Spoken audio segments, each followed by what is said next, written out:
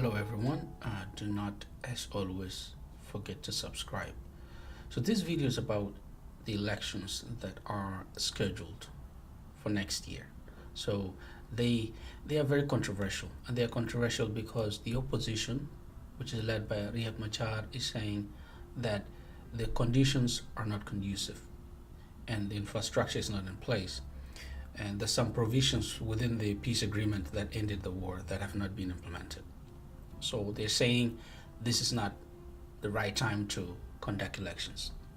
Now, the SPLM in government, and I know they don't like to be called SPLM in government because they feel they are the SPLM, although we have different factions because SPLM disintegrated. So we have the SPLM in government, which is led by the president. We have SPLM in opposition, which is led by the vice president.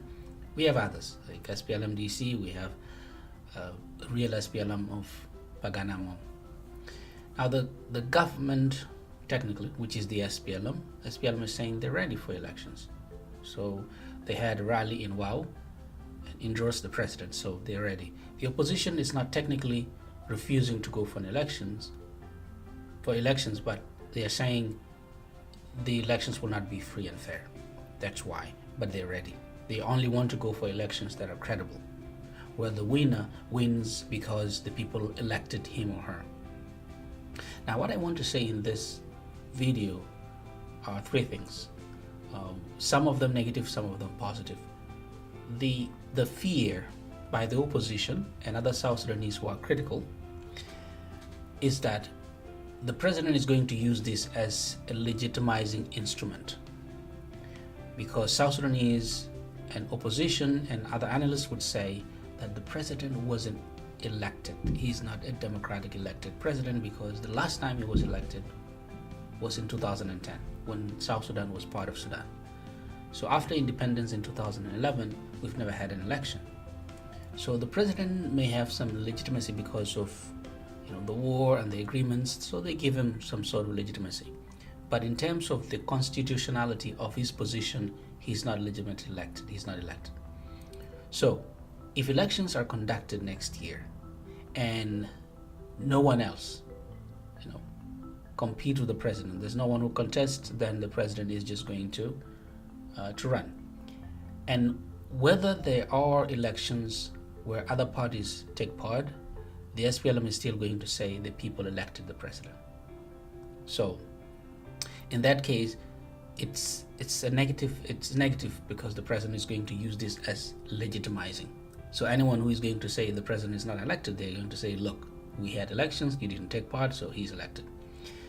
So that's a negative sense. But the other part that I think is positive is people may get used to the idea and the psychology of elections.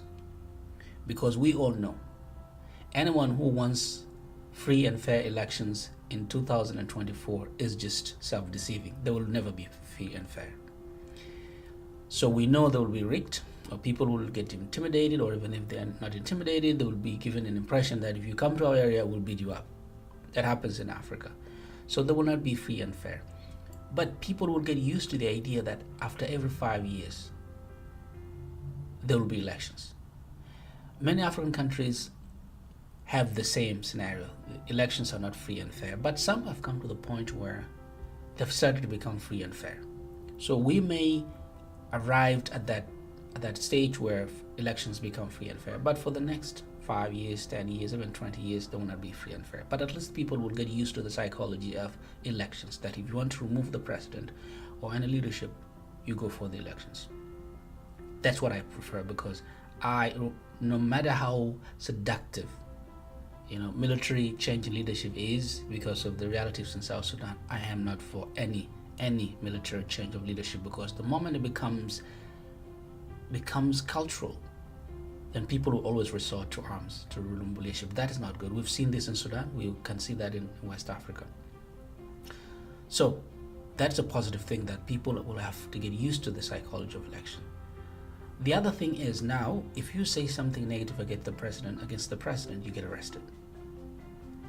And that is something that has been ingrained within, it has been institutionalized within the police, the military, also the national security, which is the worst in South Sudan. So if you criticize the president, even if they know what you're saying is the truth, and that truth can help the country, they will arrest you or kill you in some cases.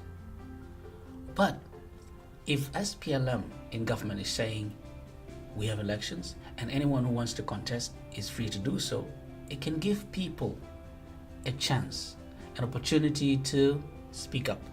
Because when you are running for president, you have a platform, you explain your platform. And the other thing you do in a democracy is you let people know why they should not vote for the other candidate. So there's a possibility that it can give people a platform, an opportunity to say, look, the president has failed, here's how he's failed, and this is what I'm going to do if you elect me. Now, the national security may not say anything because the president is going to say, or the people will say, the electoral commission is going to say, let them say what they want to say as long as they remain within the law. So I think that may be a good thing. It may allow people to start saying things, and they say this is what happens when you have elections. And that may be something that is good. But the idea that there may be free and fair election, or we have to wait until such a time when the conditions are conducive for a free and fair election, then we may never have elections. Because we can never go from zero to free and fair elections. That's just not possible. That's a delusion. But at least we may go there gradually. So that's what I wanted to say. Regardless of what happens, whether other opposition, abstain from election, if they boycott them, the president is still going to claim he's elected. So it makes no difference whether we have elections or we don't. It's just going to be the same. So it may be a good idea to just let people who want to run, they run. And let us have that psychology of elections, of democratic change in leadership.